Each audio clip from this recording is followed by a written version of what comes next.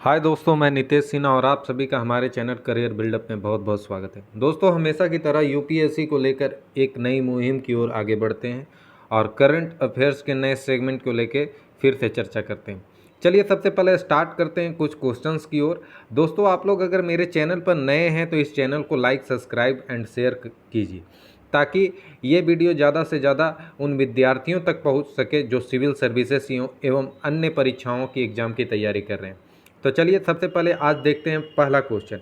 निम्नलिखित में से कौन राष्ट्रीय पेंशन प्रणाली यानी एनपीएस में शामिल हो सकता है? यहाँ पर ऑप्शन दिया हुआ है। देखिए दोस्तों, जो डायरेक्ट ऑप्शन दिया हुआ रहता है इस टाइप के क्वेश्चन को मल्टीपल क्वायरी क्वेश्चन बोलते हैं,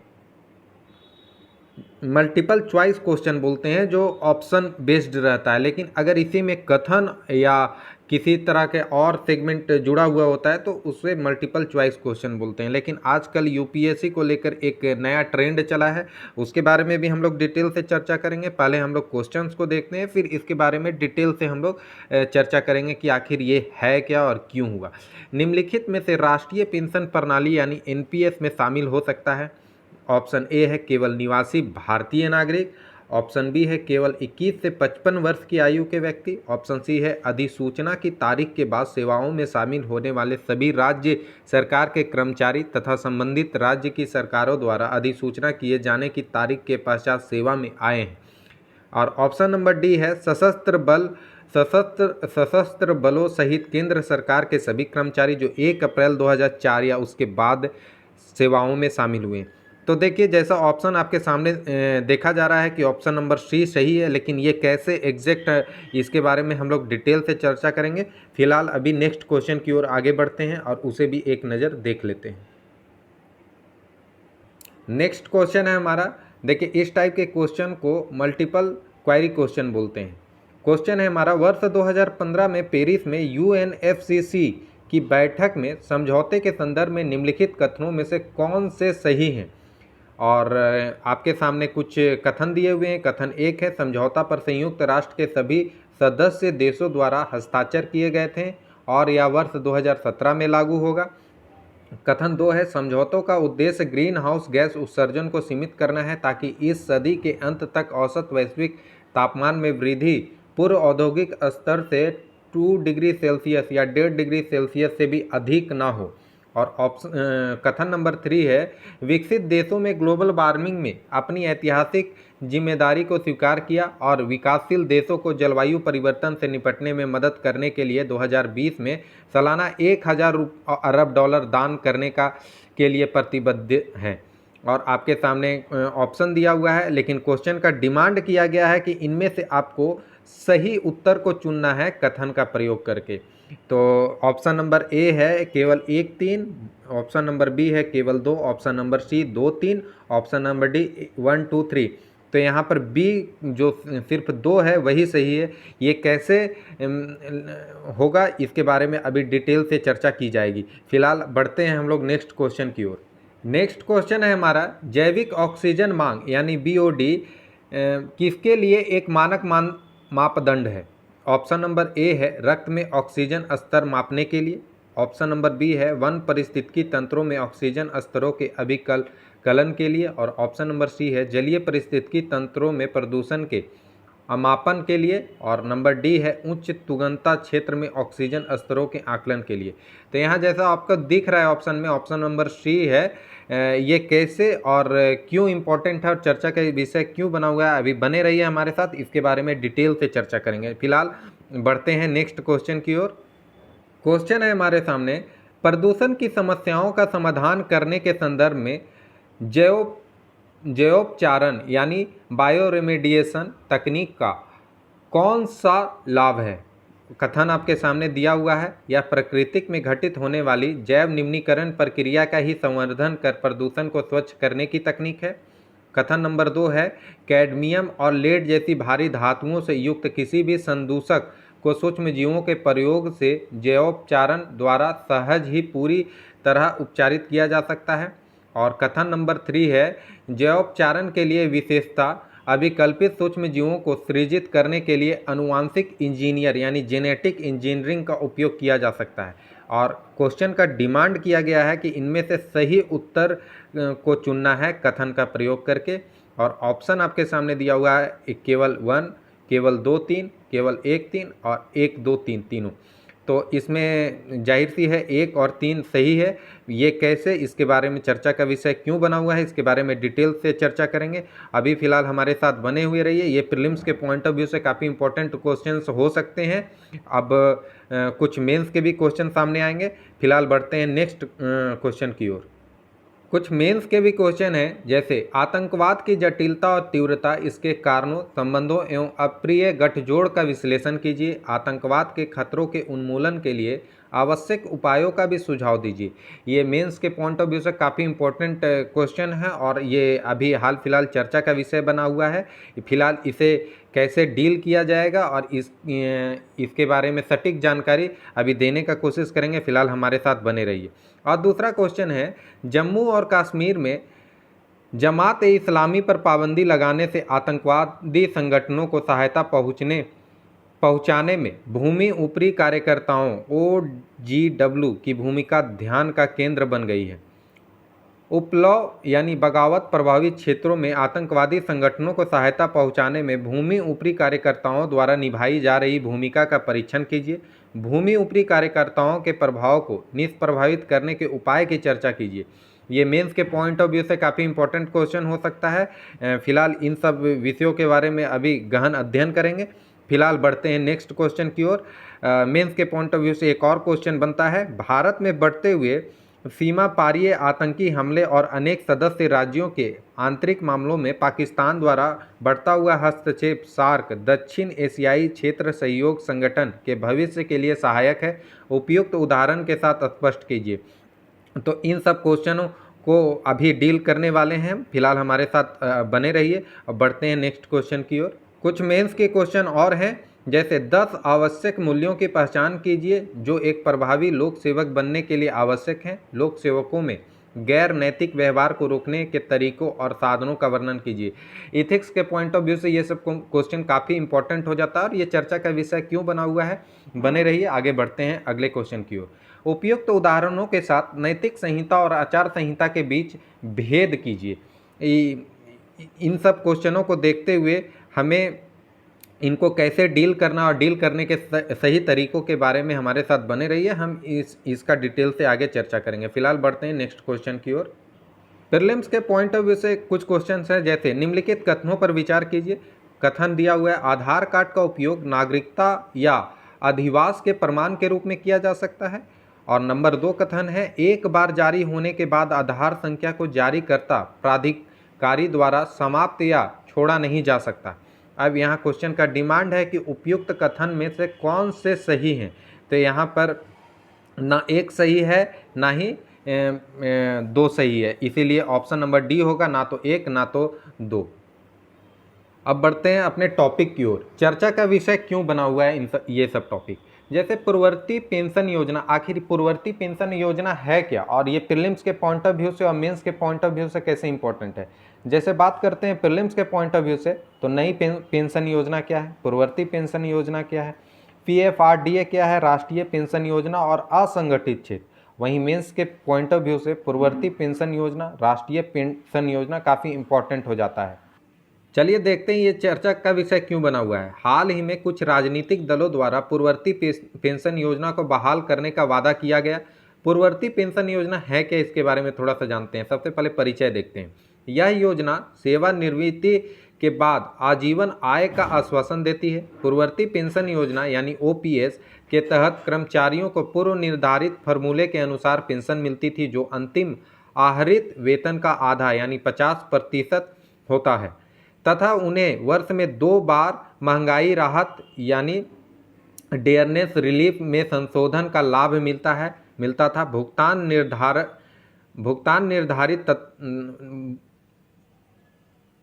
इसमें भुगतान निर्धारित था और वेतन से कोई कटौती नहीं की जाती थी। इसके अलावा OPS के तहत सामान्य भविष्य निधि का भी प्रावधान था। GPF भारत में सरकारी कर्मचारियों के लिए उपलब्ध है। मूल रूप से यह सभी सरकारी कर्मचारियों को अपने वेतन का एक निश्चित प्रतिशत यानी जीपीएफ में योगदान करने की अनुमति देता है। साथ ही कुल राशि जो रोजगार की अवधि के दौरान जमा होती है, सेवानिवृत्ति के समय कर्मचारी को भुगतान की जाती है। पेंशन पर होने वाले खर्च को सरकार वहन करती है। वर्ष 2004 में इस योजना को बंद कर दिया गया था। इसके सामने क्या क्या चुनौतियां हैं? वित्त रहित पेंशन देयता। मुख्य समस्या यह भी है कि पेंशन देयता वित्त पोषित नहीं थी, अर्थात पेंशन के लिए विशेष रूप से ऐसा कोई कोष नहीं था जो लगातार बढ़े और भुगतान के लिए उपयोग किया जा सके। भारत सरकार द्वारा बजट में प्रत्येक वर्ष पेंशन का प्रावधान किया जाता था। भविष्य में साल दर साल भुगतान करने के तरीके पर कोई स्पष्ट योजना नहीं थी। अस्थिरता क्यों है? ओपीएस भी अस्थिर था। हालांकि पेंशन देनदारियां बढ़ती रहेगी क्योंकि पेंशनरों के लाभ में प्रत्येक वर्ष वृद्धि होगी। जैसे मौजूदा कर्मचारियों का वेतन, पेंशनरों को इंडेक्सेशन से प्राप्त लाभ या जिसे महंगाई राहत भी कहा जाता है। इसके अलावा बेहतर स्वास्थ्य सुविधाओं से जीवन प्रत्याशा में वृद्धि होगी और दीर्घायु में वृद्धि का अर्थ विस्तारित भुगतान होगा। इससे केंद्र और राज्य सरकारों पर पेंशन का भारी बोझ पड़ा है। संबंध चिंताओं को दूर करने के लिए बनी योजनाएं। वर्ष 1998 में केंद्रीय सामाजिक न्याय और अधिकारिता मंत्रालय ने वृद्धावस्था सामाजिक एवं आय सुरक्षा यानी OASIS परियोजना के लिए एक रिपोर्ट तैयार करने का आदेश दिया। विशेषज्ञ समिति द्वारा इस रिपोर्ट को जनवरी 2020 में प्रस्तुत किया गया। OASIS का प्राथमिकी उद्देश्य उन असंगठित क्षेत्र के श्रमिकों पर केंद्रित था जिन्हें वृद्धावस्था में आय सुरक्षा संबंधी समस्याएं थी। OASIS यानी ओसिस रिपोर्ट के अनुसार निवेशकों को 3 अलग अलग प्रकार के फंड में निवेश करना चाहिए, यथा वृद्धि, संतुलित और सुरक्षित। ये फंड 6 अलग अलग फंड प्रबंधकों द्वारा प्रस्तुत किए जाएंगे। शेष राशि का निवेश कॉरपोरेट बॉन्ड या सरकारी प्रतिभूतियों में किया जाएगा। इसके लिए विशेष सेवानिवृत्ति खाते होंगे और इसमें कम से कम 500 रुपये प्रति वर्ष निवेश करने की आवश्यकता होगी। सेवानिवृत्ति के बाद सेवानिवृत्ति खाते से कम 2 लाख रुपए का उपयोग बीमा खरीदने के लिए किया जाएगा। एक बीमा प्रदाता इस राशि का निवेश करता है और उस व्यक्ति के शेष जीवन तक एक निश्चित मासिक आय प्रदान करता है, जो कि रिपोर्ट तैयार करने के समय 1500 रुपये थी। नई पेंशन योजना की पेशकश के कारण परिचय क्या है? OASIS रिपोर्ट की नई पेंशन योजना का आधार बनी, जिसे दिसंबर 2003 में अधिसूचित किया गया था। केंद्र सरकार ने जनवरी 2004 से प्रभावी राष्ट्रीय पेंशन प्रणाली यानी NPS की शुरुआत की। सशस्त्र बलों को छोड़कर वर्ष 2018 से 19 में NPS को कारगर बनाने तथा इसे और अधिक आकर्षक बनाने के लिए केंद्रीय मंत्रिमंडल ने NPS के तहत आने वाले केंद्र सरकार के कर्मचारियों को लाभान्वित करने हेतु योजना में बदलाव को मंजूरी दी। पेंशन देनदारियों से छुटकारा पाने के तरीकों के रूप में NPS को सरकार द्वारा लॉन्च किया गया था। 2000 के दशक की शुरुआत के शोध का हवाला देते हुए समाचार रिपोर्ट के अनुसार भारत का पेंशन ऋण नियंत्रण से परे के स्तर तक पहुंच रहा था। NPS की शुरुआत के बाद केंद्रीय सिविल सेवा यानी पेंशन नियम 1972 में संशोधन किया गया था। सेवानिवृत्ति के बाद एक व्यक्ति पेंशन राशि का एक हिस्सा एकमुश्त निकाल सकता है और शेष का उपयोग नियमित आय के लिए बीमा खरीदने के लिए कर सकता है। इसका कार्यान्वयन कैसे होगा? NPS को देश में PFRDA यानी पेंशन फंड नियामक और विकास प्राधिकरण द्वारा कार्यान्वित एवं विनियमित किया जा रहा है। PFRDA द्वारा स्थापित नेशनल पेंशन स्कीम ट्रस्ट यानी NPS के तहत सभी परिसंपत्तियों का पंजीकृत मालिक हैं। विशेषताएं क्या हैं? NPS का अखिल नागरिक मॉडल 18 से 70 वर्ष की आयु के भारत के सभी नागरिकों NRI सहित को NPS में शामिल होने की अनुमति देता है। यह एक भागीदारी योजना है जहां कर्मचारी अपने वेतन से अपने पेंशन कोष में योगदान करते हैं, जिसमें सरकार का भी समान योगदान होता है। इसके बाद फंड को पेंशन फंड मैनेजर्स के माध्यम से निर्धारित निवेश योजनाओं में निवेश किया जाता है। इस NPS में सरकार द्वारा नियोजित लोग NPS में अपने मूल वेतन का 10% योगदान करते हैं, जबकि उनके नियोक्ता 14% तक योगदान करते हैं। वर्ष 2019 में वित्त मंत्रालय ने कहा कि केंद्र सरकार के कर्मचारियों के पास पेंशन फंड यानी PF और निवेश पैटर्न का चयन करने का विकल्प है। रिटायरमेंट के समय वे कॉपर्स का 60% निकाल सकते हैं जो टैक्स फ्री है, और बाकी 40% एन्युइटी के निवेश किया जाता है जिस पर टैक्स लगता है। यहाँ तक कि निजी व्यक्ति भी इस योजना का विकल्प चुन सकते हैं। एनपीएस के साथ समस्याएं क्या हैं? ओपीएस के विपरीत एनपीएस के कर्मचारियों की महंगाई भत्ते के साथ मूल वेतन का 10% जमा करने की आवश्यकता होती है। जीपीएफ का कोई लाभ नहीं है और पेंशन की राशि तय नहीं है। इस योजना के साथ प्रमुख मुद्दा यह है कि यह बाजार से जुड़ा हुआ है तथा रिटर्न आधारित है। सरल शब्दों में भुगतान अनिश्चित है।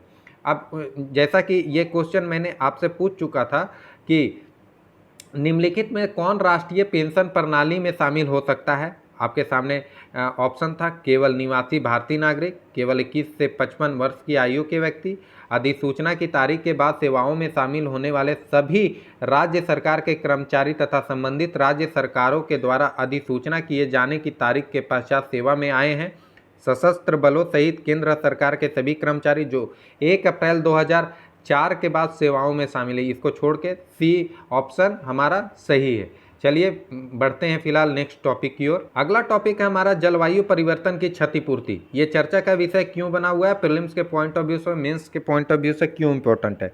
अगर बात प्रीलिम्स की जाए तो इसमें ग्रीन हाउस गैसेस के बारे में जानना है, उत्सर्जन अंतराल रिपोर्ट 2022 के बारे में, और पेरिस लक्ष्य क्या है, इनके बारे में थोड़ा सा जानकारी लेना है। वहीं मेंस के पॉइंट ऑफ व्यू से ग्रीन हाउस गैस उत्सर्जन, पेरिस समझौता, शुद्ध शून्य उत्सर्जन और जलवायु परिवर्तन और संरक्षण के विषय में जानना है। चलिए फिलहाल देखते हैं ये चर्चा का विषय क्यों बना हुआ है।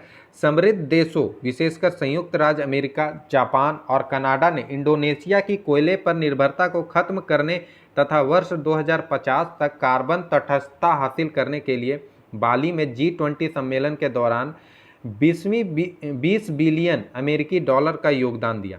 क्षतिपूर्ति का महत्व। 20वीं सदी के आरंभ से लेकर अब तक विकसित देश औद्योगिक विकास से लाभान्वित हुए हैं, जिससे ग्रीन हाउस गैस उत्सर्जन भी हुआ। ग्लोबल कार्बन प्रोजेक्ट के आंकड़ों से पता चलता है कि वर्ष 1751 और 2017 के बीच CO2 उत्सर्जन में 47% भागीदारी संयुक्त राष्ट्र और 28 यूरोपियन देशों का था, अर्थात कुल मिलाकर सिर्फ 29 देश। विकासशील देश आर्थिक विकास की दौड़ में थोड़े पीछे रहें। हो सकता है कि उत्सर्जन में वे अभी भी योगदान दे रहे हों, लेकिन इसके लिए उन्हें आर्थिक विकास को रोकने के लिए कहना एक ठोस कारण नहीं होगा। उदाहरण के लिए अफ्रीका का एक ग्रामीण किसान यह दावा कर सकता है कि उसके देश में ऐतिहासिक रूप से उत्सर्जन में वृद्धि नहीं की है, लेकिन अमेरिका या रूस के औद्योगिकीकरण के कारण उसकी कृषि उपज घट रही है। या फिर दक्षिण अमेरिका के शहर में काम करने वाले एक श्रमिक को लंबे समय से विकसित देश द्वारा किए जाने वाले उत्सर्जन के कारण हीट वेव की स्थिति में काम करना पड़ता है। उत्सर्जन के परिणाम क्या हैं? वर्ष 1990 से 2014 में संयुक्त राष्ट्र द्वारा होने वाले उत्सर्जन के कारण दक्षिण अमेरिका, अफ्रीका और दक्षिण एवं दक्षिण पूर्व एशिया के देश में प्रति व्यक्ति सकल घरेलू उत्पाद लगभग 1 से 2% प्रभावित हुआ तथा तापमान परिवर्तन के कारण श्रम उत्पादकता तथा कृषि पैदावार पर भी असर पड़ा। लेकिन संभव है कि उत्सर्जन से कुछ देशों को लाभ भी हुआ हो, जैसे कि उत्तरी यूरोप और कनाडा। मूडीज एनालिस्टिक का अनुमान है कि इस सदी के मध्य तक कनाडा के सकल घरेलू उत्पाद में 0.3% की वृद्धि होगी, क्योंकि गर्म जलवायु कृषि और श्रम उत्पादकता को बढ़ावा देती है।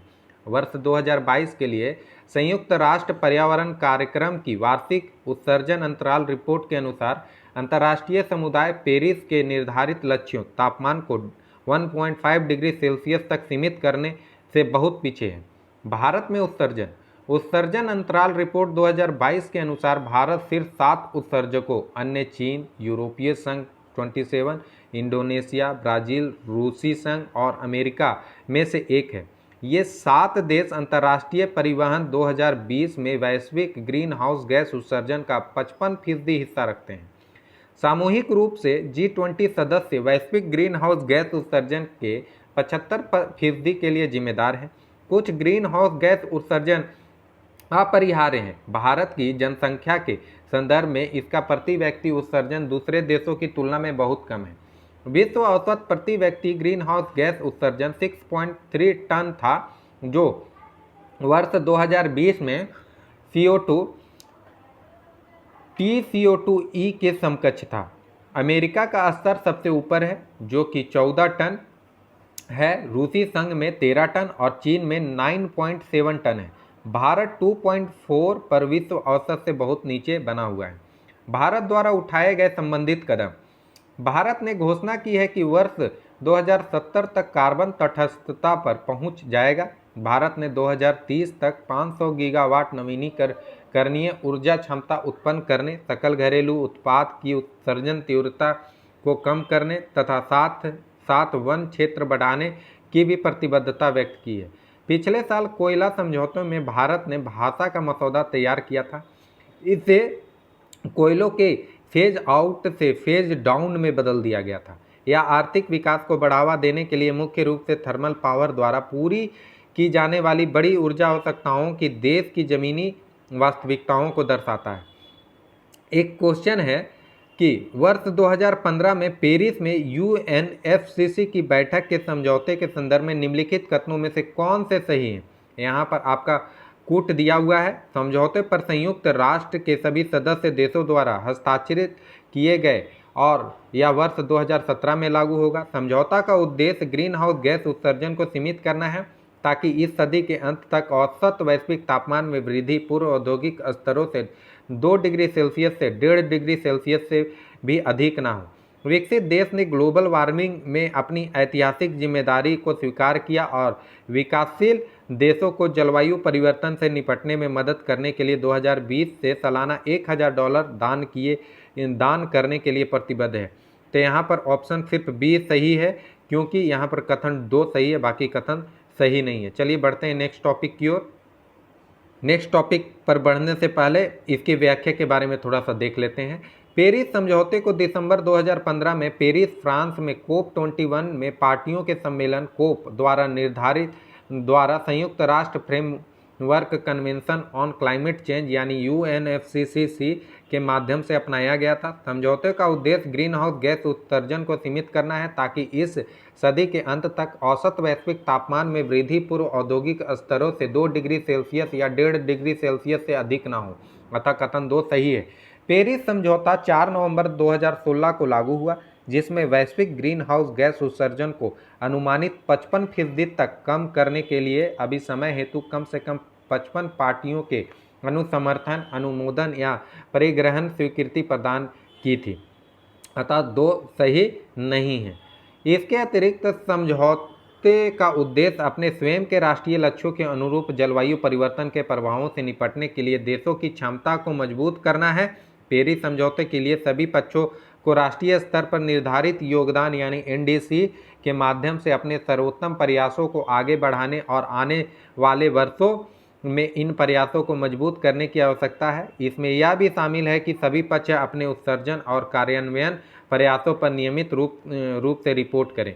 समझौते के उद्देश्य को प्राप्त करने की दिशा में सामूहिक प्रगति का आकलन करने और पार्टियों द्वारा आगे की व्यक्तिगत कार्रवाई को सूचित करने के लिए प्रत्येक 5 साल में एक वैश्विक समालोचना भी होगा। वर्ष 2010 में कानकुन समझौतों के माध्यम से विकसित देशों को विकासशील देशों की जरूरतों को पूरा करने के लिए वर्ष 2020 तक प्रतिवर्ष संयुक्त रूप से $100 बिलियन जुटाने के लक्ष्य हेतु प्रतिबद्ध किया। इसके अलावा वे इन बात पर भी सहमत हुए कि वर्ष 2025 से पहले पेरिस समझौता के लिए पार्टियों की बैठक के रूप में पार्टियों का सम्मेलन प्रतिवर्ष $100 बिलियन का एक नया सामूहिक मात्रात्मक लक्ष्य निर्धारित करेगा।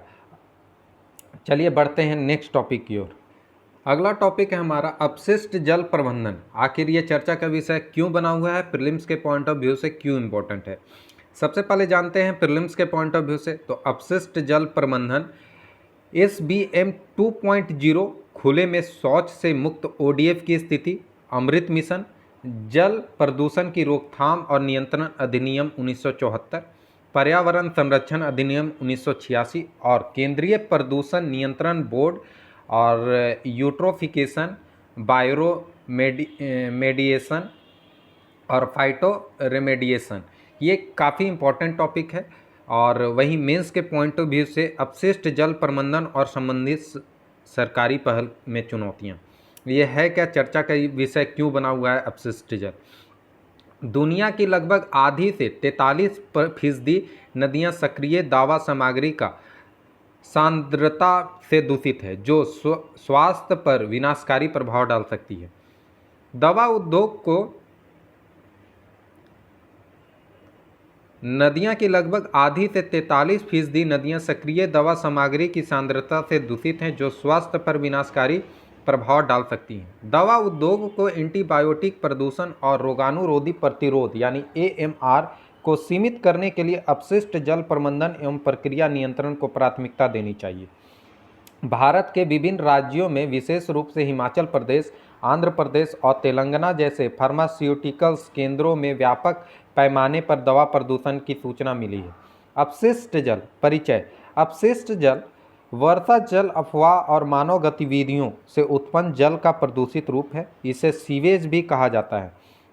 इसे आमतौर पर घरेलू सीवेज, औद्योगिक सीवेज या तूफान सीवेज यानी तूफानी पानी के रूप में भी वर्गीकृत किया जाता है। आमतौर पर एक जल निकाय में डंप किया गया सीवेज आत्म शुद्धिकरण की प्राकृतिक प्रक्रिया के माध्यम से खुद को साफ कर सकता है, लेकिन जनसंख्या में वृद्धि, साथ ही बड़े पैमाने पर शहरीकरण ने सीवेज निर्वहन में वृद्धि की है, जो प्राकृतिक शुद्धिकरण की दर से कहीं अधिक है। इस प्रकार उत्पन्न अतिरिक्त पोषक तत्व जल निकाय में यूट्रोफिकेशन और जल की गुणवत्ता में धीरे धीरे गिरावट का कारण बनते हैं। यूट्रोफिकेशन एक जल निकाय की प्रक्रिया है जो खनिजों और पोषक तत्वों से अत्यधिक समृद्ध हो जाती है, जो शैवाल की अत्यधिक वृद्धि को प्रेरित करती है, जिससे जल निकायों में ऑक्सीजन की कमी होती है। अपशिष्ट जल उपचार। अपशिष्ट जल उपचार, जिसे सीवेज उपचार भी कहा जाता है, के तहत जल भृतों या जल के प्राकृतिक निकायों जैसे नदियों, झीलों, मुहानों और महासागरों तक अपशिष्ट जल या सीवेज अशुद्धि को पहुंचाने से साफ किया जाता है। On site sewage treatment plant अपशिष्ट जल का शोधन और उसे शुद्ध करें पुनः उपयोग के लिए उपयुक्त बनाते हैं। STP मुख्य रूप से घरेलू सीवेज से अपशिष्ट जल से दूषित पदार्थों को हटाते हैं। वहीं भारत में अपशिष्ट जल प्रबंधन की स्थिति। परिचय।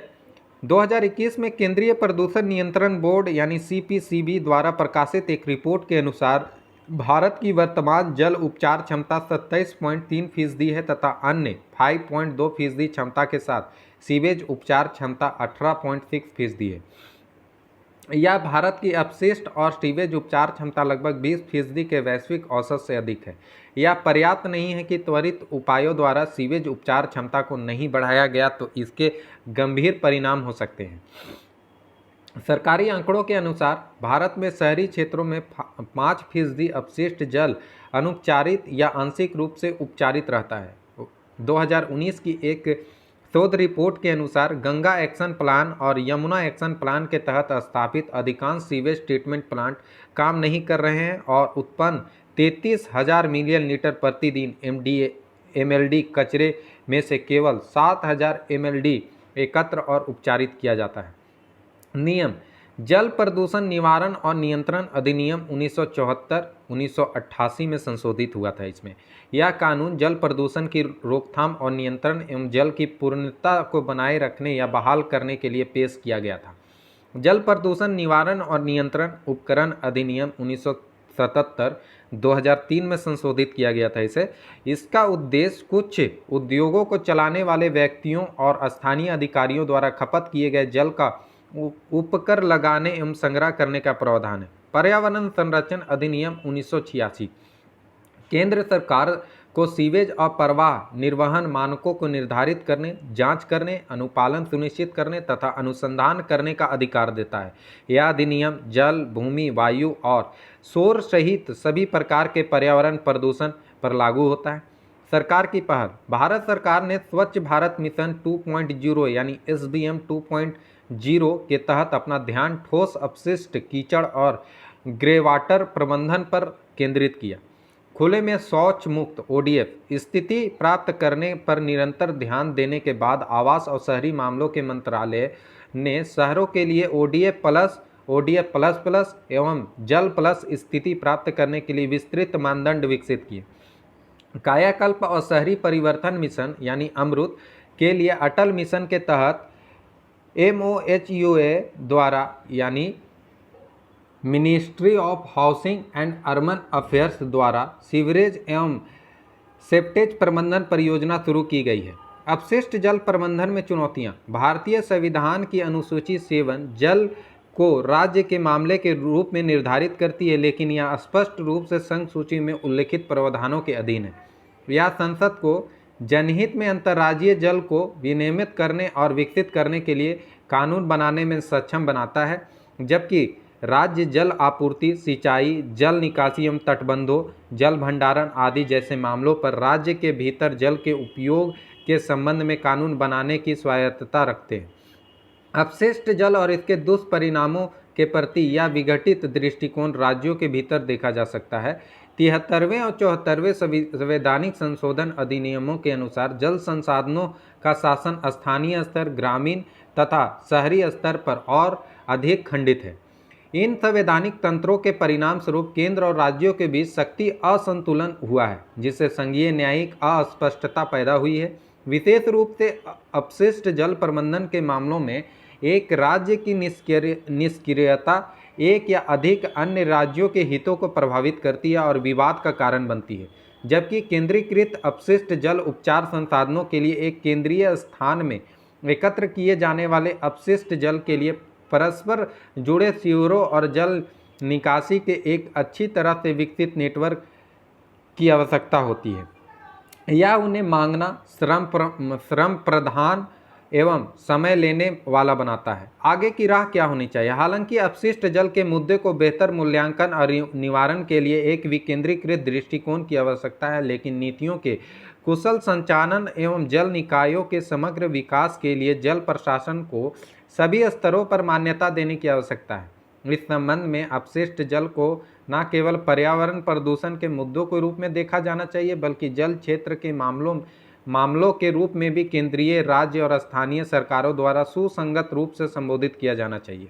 सस्ते वैकल्पिक समाधानों के साथ केंद्रीकृत उपचार संयंत्रों का पूरक होना आवश्यक है, जैसे केंद्रीकृत अपशिष्ट जल उपचार संयंत्र छोटे कस्बों, शहरी और ग्रामीण समूहों, गेटेड कॉलोनियों, कारखानों एवं औद्योगिक पार्कों में स्थापित किया जा सकता है। उन्हें सीधे साइट पर स्थापित किया जा सकता है। इस प्रकार अपशिष्ट जल को सीधे उनके स्रोत पर उपचारित किया जा सकता है। प्रदूषकों और खतरनाक अपशिष्टों को अपघटित करने के लिए बायो रेमेडिएशन कवर और बैक्टीरिया जैसे रोगाणुओं का उपयोग करता है। फाइटो रेमेडिएशन का तात्पर्य संदूकों की सांद्रता या विषाक्तता प्रभावों को कम करने के लिए पौधों और संबंधित मृदा के रोगाणुओं के उपयोग से है। साथ ही यह पूरे देश में झीलों एवं तालाबों की सफाई में काफ़ी प्रभावी साबित हुआ है। क्वेश्चन अगला है, जैविक ऑक्सीजन मांग किसके लिए मानक मापदंड है? तो नंबर ए है रक्त और ऑक्सीजन स्तर मापने के लिए, वन पारिस्थितिकी तंत्र में ऑक्सीजन स्तर के अभिकल्पन के लिए, जलीय पारिस्थितिकी तंत्र में प्रदूषण के अमापन के लिए और उच्च तुंगता क्षेत्र में ऑक्सीजन स्तरों के आकलन के लिए। तो नंबर सी है जलीय पारिस्थितिकी तंत्र में प्रदूषण के अमापन के लिए। और चलिए इसके कुछ विस्तार के बारे में देखते हैं कि जैविक ऑक्सीजन मांग यानी BOD एक निश्चित समय अवधि में एक निश्चित तापमान पर जल के दिए गए नमूने में कार्बनिक पदार्थ को विघटित करने के लिए वायु जीव यानी एरोबिक जीवों द्वारा आवश्यक घुलित ऑक्सीजन की मात्रा है। BOD जल में प्रदूषित जैविक सामग्री के लिए सबसे आम उपायों में से एक है। BOD जल में मौजूद सड़ने योग्य कार्बनिक पदार्थ की मात्रा को इंगित करती है, इसलिए कम BOD अच्छी गुणवत्ता वाले जल का सूचक है, जबकि उच्च BOD प्रदूषित जल को इंगित करता है।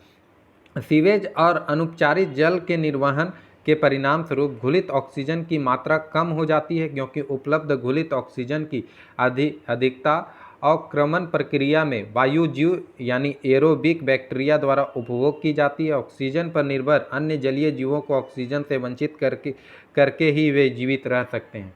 चलिए बढ़ते हैं नेक्स्ट टॉपिक की ओर। टॉपिक पर बढ़ने से पहले एक क्वेश्चन इससे संबंधित है। प्रदूषण की समस्याओं का समाधान करने के संदर्भ में जैवोपचारण यानी बायो रेमेडिएशन तकनीक का वे कौन से लाभ हैं? यह प्रकृति में घटित होने वाली जैव निम्नीकरण प्रक्रिया का ही संवर्धन कर प्रदूषण को स्वच्छ करने की तकनीक है। और नंबर 2 है कैडमियम और लेड जैसी भारी धातुओं से युक्त किसी भी संदूषक को सूक्ष्म जीवों के उपयोग से जैवोपचारण द्वारा सहज ही पूरी तरह उपचारित किया जा सकता है। और नंबर 3 कथन है जैवोपचारण के लिए विशेषता अभिकल्पित सूक्ष्म जीवों को सृजित करने के लिए अनुवांशिक इंजीनियरिंग यानी जेनेटिक इंजीनियरिंग का उपयोग किया जा सकता है। क्वेश्चन का डिमांड किया गया है कि सही कथन को चुनना है और ऑप्शन दिया हुआ है केवल 1, 2, 3, 1, 3 और 1, 2, 3। तो यहाँ पर सही 1 और 3 सही हैं। चलिए इसकी व्याख्या के बारे में थोड़ा सा आगे देखते हैं। जैवोपचारण एक उपचार प्रक्रिया है जो प्राकृतिक रूप से पाए जाने वाले सूक्ष्म जीवों खमीर, कवक या बैक्टीरिया का उपयोग खतरनाक पदार्थों को कम विषाक्त या गैर विषैले पदार्थों के विखंडित करने, निम्नीकरण करने के लिए करती है। सूक्ष्म जीव कार्बनिक प्रदूषकों को आहानिकर उत्पादों मुख्य रूप से कार्बन डाइऑक्साइड और पानी में विखंडित कर देते हैं। यह एक लागत प्रभावी प्राकृतिक प्रक्रिया है जो कई समस्या जैविक कचरे पर लागू होती है। उत्सर्जन स्रोत पर ही कई जैवोपचारण तकनीक का संचालन किया जा सकता है। सूक्ष्म जीवों का उपयोग करके सभी संदूषकों को जैवोपचारण द्वारा आसानी से उपचारित नहीं किया जा सकता। उदाहरण के लिए कैडमियम और लेड जैसे भारी धातुओं से युक्त किसी भी संदूषक को सूक्ष्म जीवों के प्रयोग से जैवोपचारण द्वारा सहज ही और पूरी तरह उपचारित नहीं किया जा सकता। जैवोपचारण के विशिष्ट उद्देश्यों के लिए डिजाइन किए गए सूक्ष्म जीवों को बनाने हेतु जेनेटिक इंजीनियरिंग का उपयोग किया जा सकता है। उदाहरण के लिए जैवोपचारण के लिए विशेषता अभिकल्पित सूक्ष्म जीवों को सृजन करने हेतु आनुवंशिक इंजीनियरिंग यानी जेनेटिक इंजीनियरिंग का उपयोग किया जा सकता है। अतः कथन 3 सही है। चलिए बढ़ते हैं फिलहाल नेक्स्ट टॉपिक की ओर।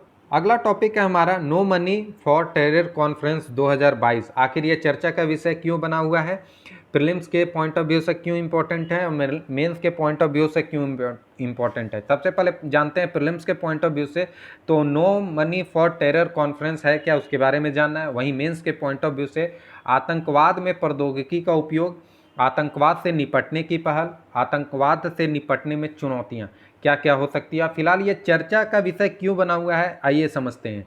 हाल ही में आतंकवाद विरोधी वित्त पोषण पर तीसरा नो मनी फॉर टेरर यानी NMFT मंत्री स्तरीय सम्मेलन नई दिल्ली भारत में आयोजित किया गया।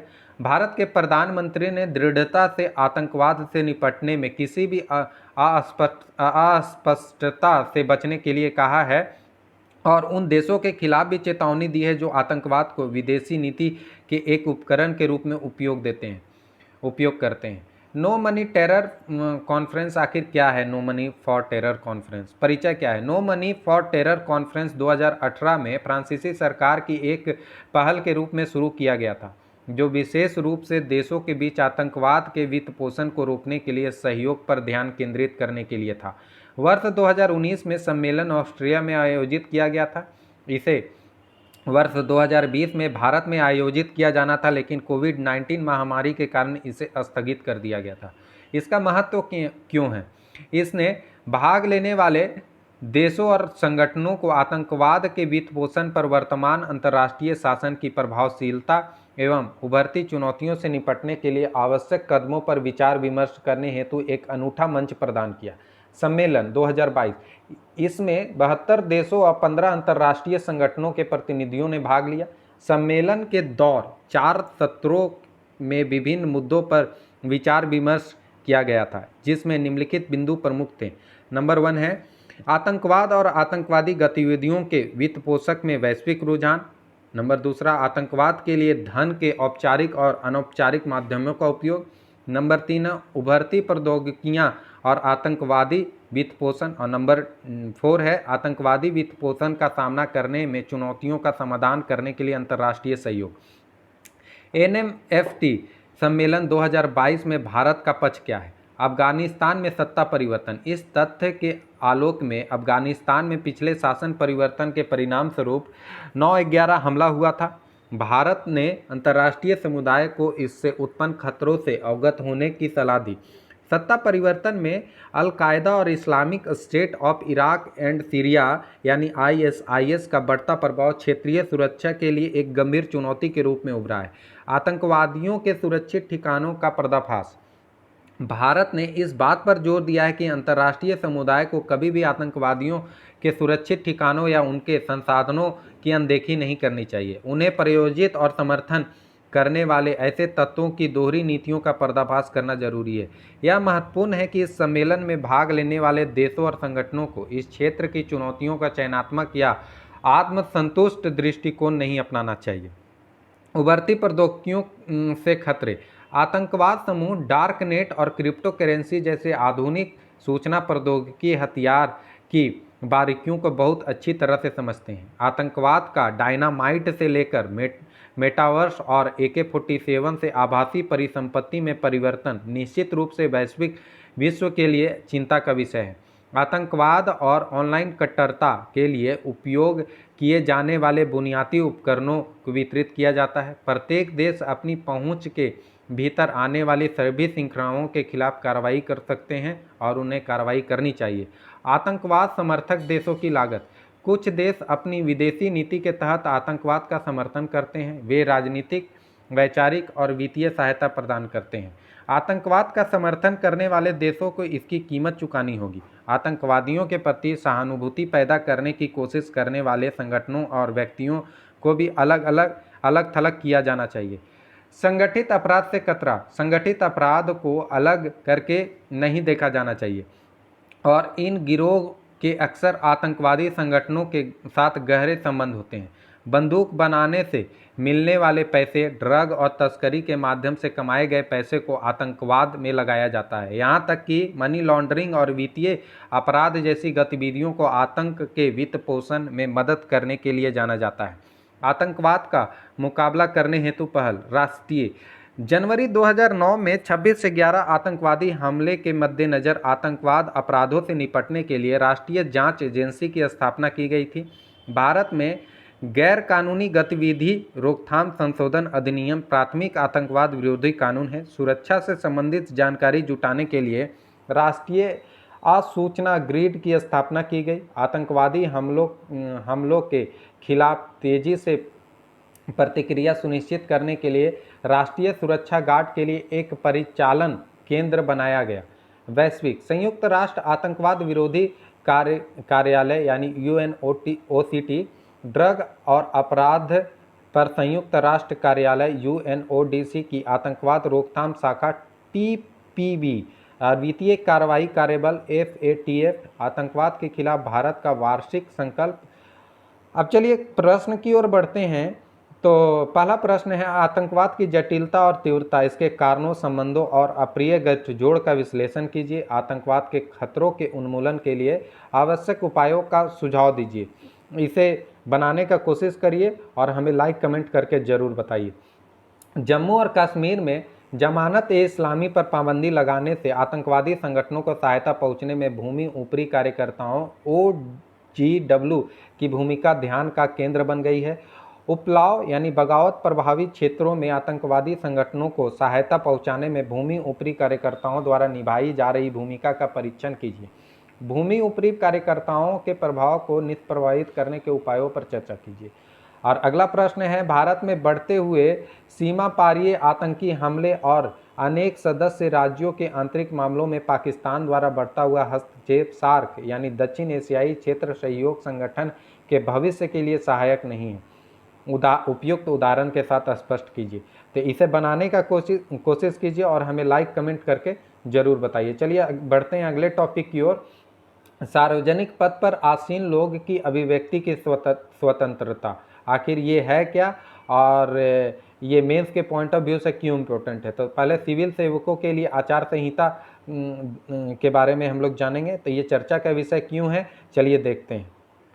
चर्चा का विषय क्यों बना हुआ है। हाल में सर्वोच्च न्यायालय ने कहा कि सार्वजनिक पद पर आसीन लोग को आत्म प्रतिबंध का प्रयोग करना चाहिए और ऐसी बातें नहीं करनी चाहिए जो अन्य देशवासियों के लिए अपमानजनक हो। किसी सार्वजनिक पदाधिकारी के भाषण और अभिव्यक्ति की स्वतंत्रता के अधिकार पर प्रतिबंध के संबंध में 5 न्यायाधीशों की संविधान पीठ ने अपना फैसला सुरक्षित रखा। निर्णय की मुख्य विशेषताएं। परिचय। न्यायालय ने कहा कि यदि कोई सार्वजनिक अधिकारी ऐसा भाषण देता है जिसका किसी व्यक्ति पर प्रतिकूल प्रभाव पड़ता है तो संबद्ध व्यक्ति के पास हमेशा इसके निपटान हेतु नागरिक उपाय होता है। न्यायालय ने कहा कि अनुच्छेद 19(2) चाहे जो भी कहे, देश में एक संवैधानिक संस्कृति है और जहां एक अंतर्निहित सीमा है या जिम्मेदार पदों पर आसीन लोगों के भाषण अथवा अभिव्यक्ति पर कुछ प्रतिबंध है। अनुच्छेद 19(2) देश की संप्रभुता और अखंडता, सार्वजनिक व्यवस्था, नैतिकता आदि के हित में भाषण एवं अभिव्यक्ति की स्वतंत्रता के अधिकार के प्रयोग पर उचित प्रतिबंध लगाने के लिए राज्य की शक्तियों से संबंधित है।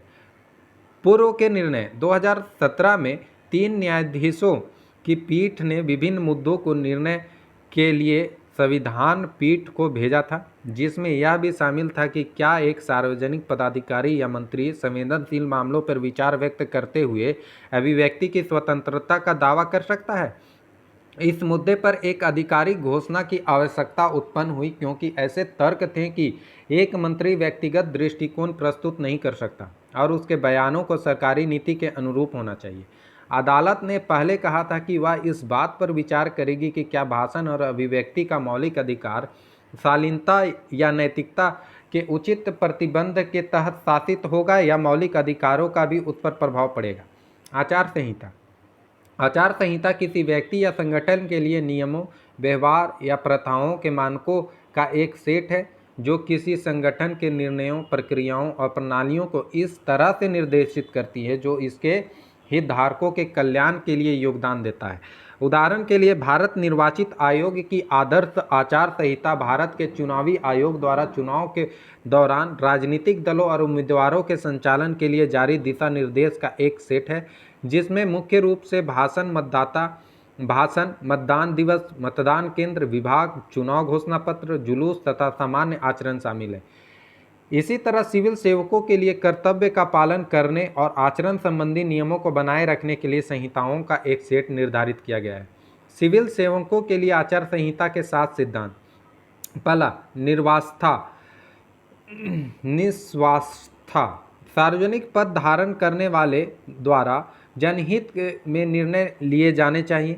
अपने परिवार या अन्य मित्रों के लिए धन या अन्य भौतिक लाभ प्रदान करने के लिए उन्हें ऐसा नहीं करना चाहिए। अखंडता। सार्वजनिक कार्यालय के धारकों को किसी भी तरह के आर्थिक या बाहरी पार्टियों के दबाव में काम नहीं करना चाहिए जो उन्हें ऐसा करने के लिए दबाव बनाते हैं। वस्तुनिष्ठता। सार्वजनिक अधिकारियों को सार्वजनिक नियुक्तियों, अनुबंध, पुरस्कारों और प्रोत्साहन तथा भक्तों के लिए सिफारिशों सहित सार्वजनिक व्यवसाय करते समय योग्यता के आधार पर अपने निर्णय लेने चाहिए। जवाबदेही। सिविल सेवकों को उनकी स्थिति के अनुसार जांच के दायरे में रखा गया है, साथ ही उन्हें जनता को भी पसंद और आचरण के लिए जवाब देना चाहिए।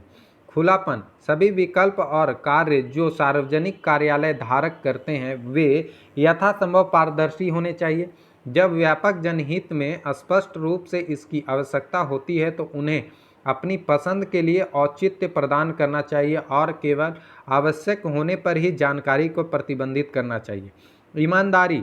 नौकरशाह का यह कर्तव्य है कि वह अपने सार्वजनिक कर्तव्यों से संबंधित निजी हितों की घोषणा करें और ऐसे किसी विरोध के समाधान के लिए आवश्यक कदम उठाएं जो सार्वजनिक हितों की रक्षा करने के आड़े आता हो।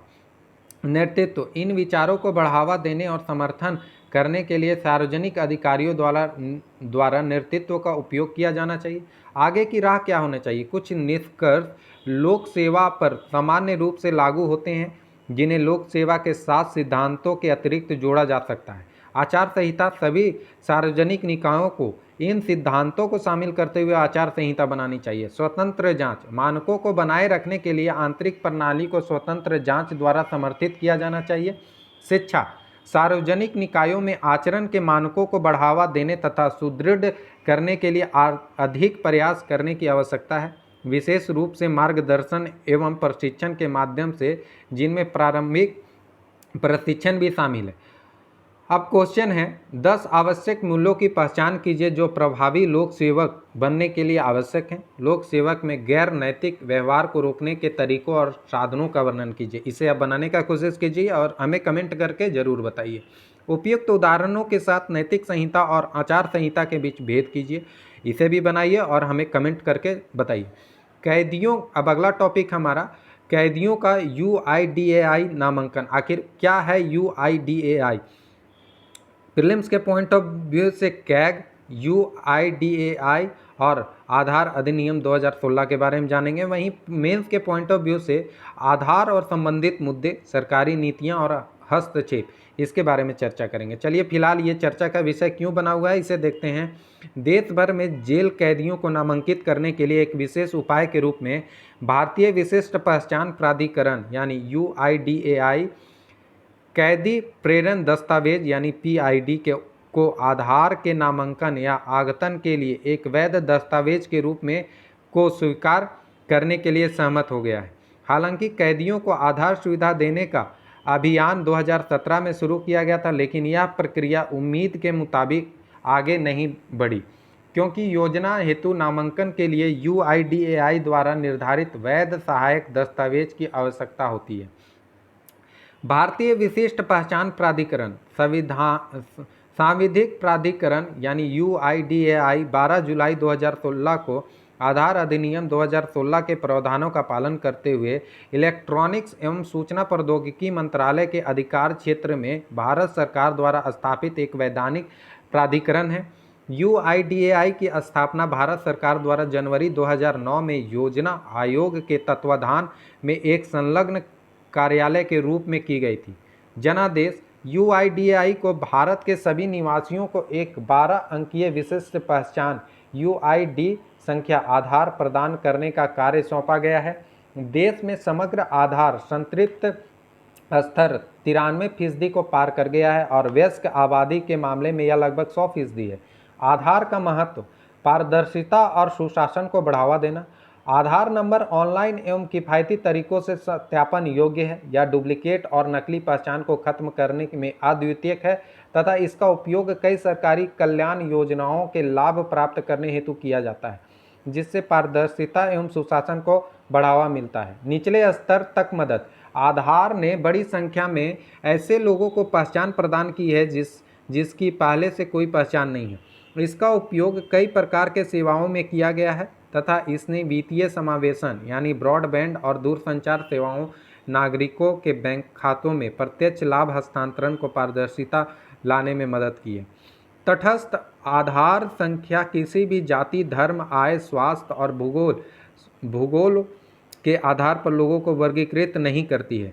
आधार संख्या पहचान का प्रमाण है, हालांकि आधार संख्या इसके धारक को नागरिकता या अधिवास का कोई अधिकार प्रदान नहीं करती है। जन केंद्रित शासन।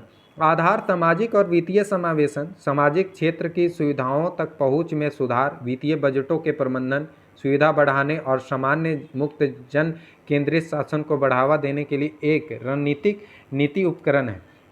अस्थायी वित्तीय पता।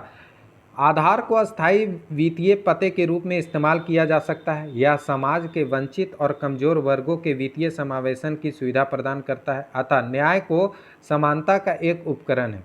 न्याय एक समानता का एक उपकरण है। इस प्रकार आधार पहचान मंच यानी डिजिटल इंडिया के प्रमुख स्तंभों में से एक है। आधार से संबंधित चिंताएं क्या है? आधार डेटा का दुरुपयोग। देश के कई निजी संस्थाएं आधार कार्ड पर जोर देती है और उपयोगकर्ता अक्सर विवरण साझा करते हैं। इस बारे में कोई स्पष्टता नहीं है कि ये संस्थाएं कैसे इन डेटा को सुरक्षित रखती है। हाल ही में कोविड-19 परीक्षण के साथ कई लोगों ने देखा कि अधिकांश प्रयोगशालाएं आधार कार्ड के डेटा पर जोर देती है, जिसमें एक फोटोकॉपी भी शामिल है। यह ध्यान दिया जाना चाहिए कि कोविड-19 परीक्षण करवाने के लिए इसे साझा करना अनिवार्य नहीं है। जबरन थोपना। वर्ष 2018 में सर्वोच्च न्यायालय ने निर्णय सुनाया कि आधार प्रमाणीकरण को केवल भारत के समेकित कोष से भुगतान किए गए लाभों के लिए अनिवार्य बनाया जा सकता है और आधार के विफल होने पर पहचान सत्यापन के वैकल्पिक साधन हमेशा प्रदान किए जाते हैं। बच्चों को छूट दी गई थी, लेकिन आंगनवाड़ी सेवाओं या स्कूल से नामांकन जैसे बुनियादी अधिकारों के लिए बच्चों से नियमित रूप से आधार की मांग की जाती रही है। मनमाना बहिष्करण। केंद्र और राज्य सरकारों ने आधार के साथ कल्याणकारी लाभों के जुड़ाव को लागू करने के लिए अल्टीमेटम पद्धति का नियमित उपयोग किया। इस पद्धति में यदि प्राप्तकर्ता सही समय में लिंकेज निर्देश का पालन करने में विफल रहता है, जैसे कि अपने जॉब कार्ड, राशन कार्ड या बैंक खाते को आधार से लिंक करने में विफल होने पर लाभ को वापस ले लिया जाता है या निलंबित कर दिया जाता है। धोखाधड़ी प्रवृत्ति आधार सक्षम भुगतान प्रणाली यानी एईपीएस एक ऐसी सुविधा है जो किसी ऐसी व्यक्ति को सक्षम बनाती है जिसके पास आधार से जुड़ा खाता है। वह भारत में कहीं से भी बिजनेस कॉरेस्पोंडेंस के साथ बायोमेट्रिक प्रमाणीकरण के माध्यम से पैसे निकाल सकता है। एक तरह का मनी एटीएम। भ्रष्ट व्यापार कॉरेस्पोंडेंस द्वारा इस सुविधा का बड़े पैमाने पर दुरुपयोग किया गया है। आगे की राह क्या होनी चाहिए? जरूरतमंदों को निरंतर लाभ सुनिश्चित करना, उन नामों का अग्रिम प्रकटीकरण जिन्हें हटाए जाने की संभावना है, साथ ही प्रस्तावित विलोपन का कारण प्रभावित होने को कारण बताओ नोटिस जारी करना और उन्हें जवाब देने या अपील करने का अवसर यानी पर्याप्त समय के साथ प्रदान करना। दिनांक और कारण सहित विलोपन के सभी मामलों का पूर्व एवं पश्चात प्रकटीकरण। ठोस सुरक्षा के उपाय की आवश्यकता क्यों है? भारतीय राष्ट्रीय आंदोलन निगम यानी एनपीसीआई को आधार सक्षम भुगतान प्रणाली की कमजोरियों और बेहतर शिकायत निवारण सुविधाओं के खिलाफ तत्काल ठोस सुरक्षा उपाय करने चाहिए। चलिए एक क्वेश्चन की ओर देखते हैं। आधार पर निम्नलिखित कथनों पर विचार कीजिए। आधार कार्ड का उपयोग नागरिकता या अधिवास के प्रमाण के रूप में किया जा सकता है और एक बार जारी होने के बाद आधार संख्या को जारीकर्ता प्राधिकारी द्वारा समाप्त या छोड़ा नहीं जा सकता। तो ना तो एक ना तो दो होगा, इसका ऑप्शन डी सही होगा। इसके बारे में थोड़ा सा निष्कर्ष देख लेते हैं। आधार प्लेटफॉर्म सेवा प्रदाताओं को निवासियों की पहचान को सुरक्षित और त्वरित तरीके से इलेक्ट्रॉनिक रूप से प्रमाणित करने में मदद करता है, जिससे सेवा वितरण अधिक लागत प्रभावी एवं कुशल हो जाता है। भारत सरकार और यूआईडीएआई के अनुसार आधार नागरिकता का प्रमाण नहीं है। हालांकि यूआईडीएआई ने आकस्मिकताओं का एक सेट भी प्रकाशित किया जो उसके द्वारा जारी आधार अस्वीकृति के लिए उत्तरदायी है। मिश्रित या विषम बायोमेट्रिक जानकारी वाला आधार निष्क्रिय किया जा सकता है। आधार का लगातार 3 वर्षों तक उपयोग न करने पर उसे निष्क्रिय किया जा सकता है। दोस्तों आज के लिए इतना ही। तो आपको ये करंट अफेयर्स का सेगमेंट कैसा लगा हमें लाइक कमेंट करके ज़रूर बताएं। और हाँ दोस्तों, जाते जाते इस वीडियो को लाइक कमेंट एंड सब्सक्राइब करना ना भूलें। आज के लिए धन्यवाद।